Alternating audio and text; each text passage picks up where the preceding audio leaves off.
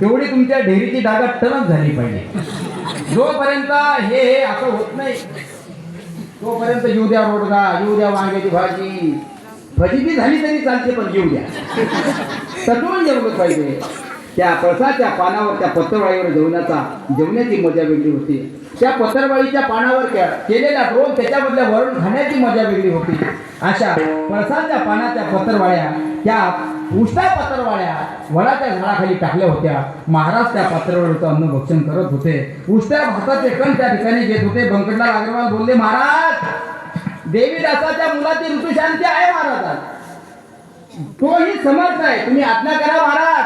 पंचपक्वान्नाचं भोजन तुम्हाला आणून देतो. कारण ज्याच्या मुलाची ऋतुशांती आहे तो मनानं फार उदार आहे. कारण त्याला एकुलता एक मुलगा आहे आणि त्याच्या मुलाचा आज मुंडनाचा कार्यक्रम आहे. तुम्ही फक्त आज्ञा करा. आताच्या काळामध्ये फ्रीजचं पाणी वापरलं जातं, पण पूर्वीच्या काळामध्ये वाळा